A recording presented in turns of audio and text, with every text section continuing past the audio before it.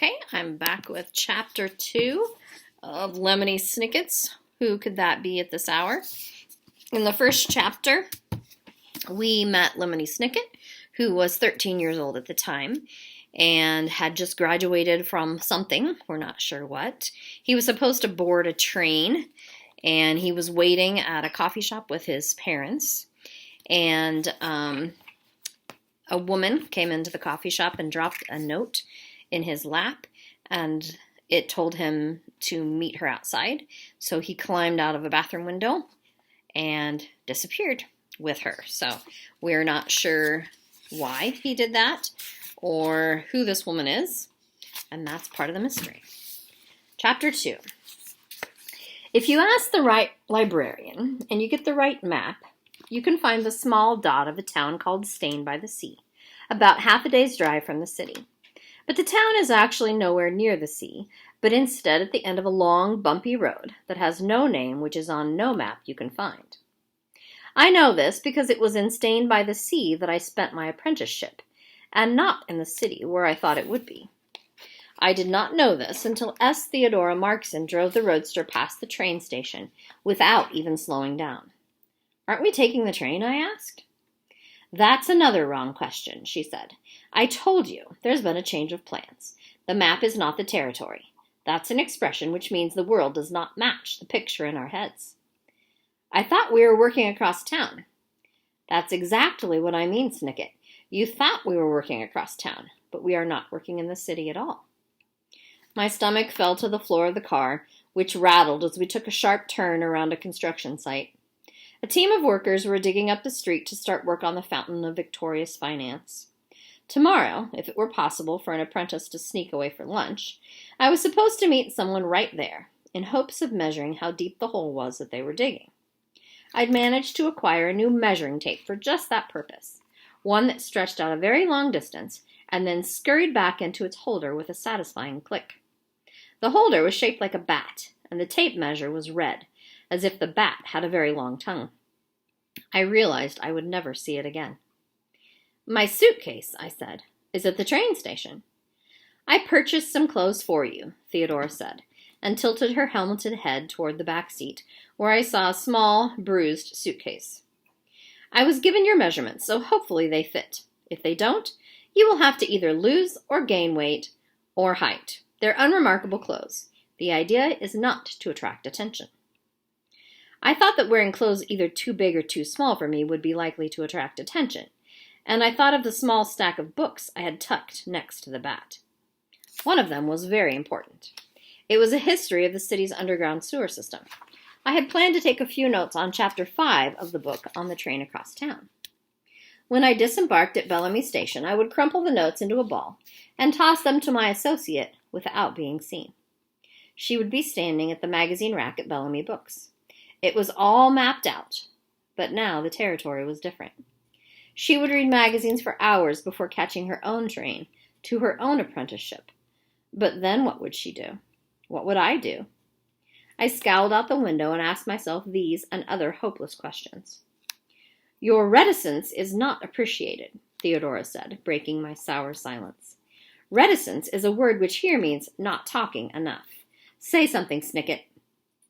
"Are we there yet?" I asked hopefully, although everyone knows that is the wrong question to ask the driver of a car. "Where are we going?" I tried instead, but for a moment Theodora did not answer. She was biting her lip as if she were also disappointed about something, so I tried one more question that I thought she might like better. "What does the S stand for?" "Someplace else," she replied, and it was true. Before long we had passed out of the neighborhood and then out of the district and then out of the city altogether, and were driving along a very twisty road that made me grateful I had eaten little. The air had such a curious smell that we had to close the windows of the roadster, and it looked like rain. I stared out the window and watched the day grow later. Few cars were on the road, but all of them were in better shape than Theodora's. Twice I almost fell asleep thinking of places and people in the city that were dearly important to me, and the distance between them and myself growing and growing until the distance grew so vast that even the longest-tongued bat in the world could not lick the life I was leaving behind. A new sound rattled me out of my thoughts. The road had become rough and crackly under the vehicle's wheels, as Theodora took us down a hill so steep and long I could not see the bottom of it through the roadster's dirty windows. "We're driving on seashells," my chaperone said in explanation. "This last part of the journey is all seashells and stones." "Who would pave a road like that?" "Wrong question, Snicket," she replied. "Nobody paved it, and it's not really a road. This entire valley used to be underwater. It was drained some years back. You can see why it would be absolutely impossible to take the train." A whistle blew right then. I decided not to say anything. Theodora glared at me anyway, and then frowned out the window. A distance away was the hurried, slender shape of a long train, balancing high above the bumpy valley where we were driving. The train tracks were on a long, high bridge which curved out from the shore to reach an island that was now just a mountain of stones rising out of the drained valley. Theodora turned the roadster toward the island, and as we approached I could see a group of buildings, faded brick buildings enclosed by a faded brick wall. A school, perhaps, or the estate of a dull family. The buildings had once been elegant, but many of the windows were shattered and gone, and there were no signs of life. I was surprised to hear, just as the roadster passed directly under the bridge, the low, loud clanging of a bell from a high brick tower that looked abandoned and sad on a pile of rocks. Theodora cleared her throat. "There should be 2 masks behind you." "Masks?" I said. "Don't repeat what I say, Snicket. You are an apprentice, not a mynah bird. There are 2 masks on the back seat. We need them." I reached back and found the items in question, but had to stare at them for a moment before I found the courage to pick them up. The 2 masks, one for an adult and one for a child, were fashioned from a shiny silver metal with a tangle of rubber tubes and filters on the back. On the front were narrow slits for the eyes and a small ripple underneath for the nose. There was nothing where a mouth might be, so the faces of the masks looked at me silently and spookily, as if they thought this whole journey was a bad idea. "I absolutely agree," I told them. Theodora frowned. "That bell means we should don these masks." Don is a word which here means put on your heads. "The pressure at this depth will make it difficult to breathe otherwise." "Pressure?" "Water pressure, Snicket. It's everywhere around us. Masked or not, you must use your head." My head told me it didn't understand how there could be water pressure everywhere around us. There wasn't any water. I wondered where all the water had gone when they drained this part of the sea. And I should have wondered, but I told myself it was the wrong question and asked something else instead. Why did they do this? Why did they drain the sea of its water? Theodora Markson took 1 mask from my hands and slipped it onto her helmeted head. "To save the town," she replied in a muffled voice. "Put your mask on, Snicket." I did as Theodora said. The mask was dark inside and smelled faintly like a cave or a closet that had not been opened in some time. A few tubes huddled in front of my mouth like worms in front of a fish. I blinked behind the slits at Theodora, who blinked back. "Is the mask working?" she asked me. "How can I tell?" "If you can breathe, then it's working." I did not say that I had been breathing previously. Something more interesting had attracted my attention. Out the window of the roadster, I saw a line of big barrels, round and old, squatting uncovered next to some odd, enormous machines. The machines looked like huge hypodermic needles, as if a doctor were planning on giving several shots to a giant. Here and there were people, men or women, it was impossible to tell in their masks, checking on the needles to make sure they were working properly. They were. With a swinging of hinges and a turning of gears, the needles plunged deep into holes in the shell-covered ground, and then rose up again, full of a black liquid. The needles deposited the liquid with a quiet black splash into the barrels and then plunged back into the holes, over and over again, while I watched through the slits in my mask. "Oil?" I guessed. "Ink," Theodora corrected. "The town is called Stained by the Sea. Of course it is no longer by the sea, as they've drained it away, but the town still manufactures ink that was once famous for making the darkest, most permanent stains." "And the ink is in those holes?" "Those holes are narrow, long caves," Theodora said, "like wells, and in the caves are octopi. That's where the ink comes from." I thought of a friend of mine who had also just graduated, a girl who knew about all sorts of underwater life. I thought octopi make ink only when they are frightened. I imagine an octopus would find those machines very frightening indeed, Theodora said, and she turned the roadster onto a narrow path in the shells that twisted upward, climbing a steep and craggy mountain. At its peak, I could see a faint, pulsing light through the afternoon gray. It took me a minute to realize that it was a lighthouse, which stood on a cliff that overlooked what had been waves and water, and was now just a vast, eerie landscape. As the roadster sputtered up the hill, I looked out the windows on Theodora's side and saw that opposite the inkwells was another strange sight. The cluster is forest, Theodora said, before I could even ask. When they drained the sea, everyone thought all of the seaweed would shrivel up and die.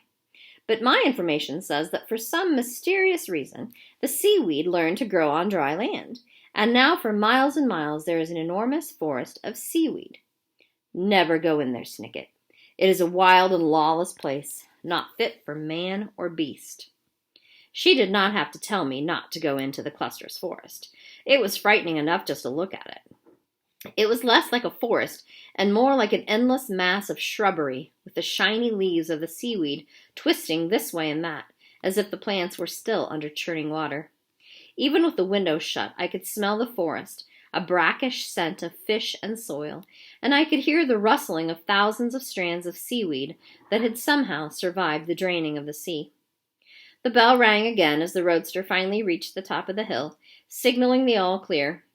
We removed our masks, and Theodora steered the car onto an actual paved road that wound past the blinking lighthouse and down a hill lined with trees.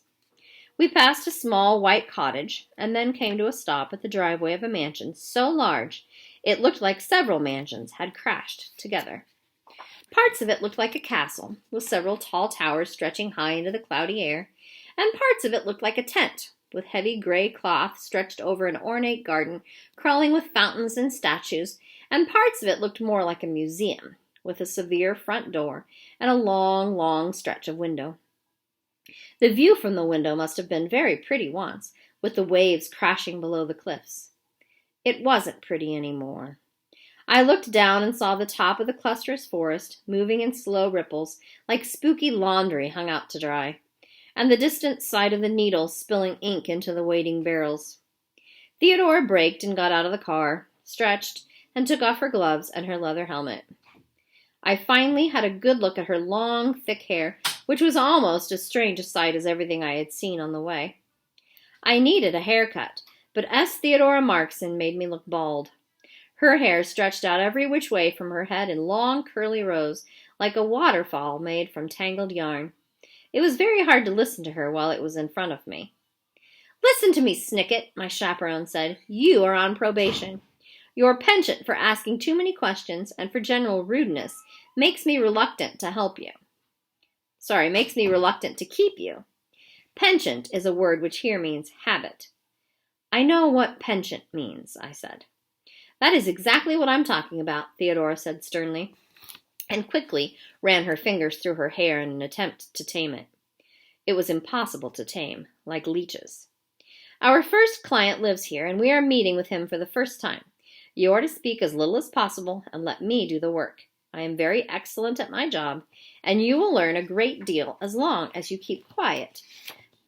And remember, you are merely an apprentice. Do you understand?" I understood. Shortly before graduation, I'd been given a list of people with whom I could apprentice, ranked by their success in their various endeavors. There were 52 chaperones on the list. S. Theodora Markson was ranked 52nd. She was wrong. She was not excellent in her job, and this was why I wanted to be her apprentice. The map was not the territory. I had pictured working as an apprentice in the city, where I would have been able to complete a very important task with someone I could absolutely trust.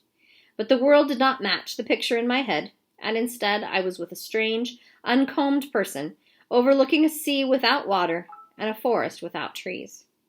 I followed Theodora along the driveway and up a long set of brick stairs to the front door, where she rang the doorbell 6 times in a row. It felt like the wrong thing to do, standing at the wrong door in the wrong place. We did it anyway. Knowing that something is wrong and doing it anyway happens very often in life, and I doubt I will ever know why. And that is the end of chapter 2.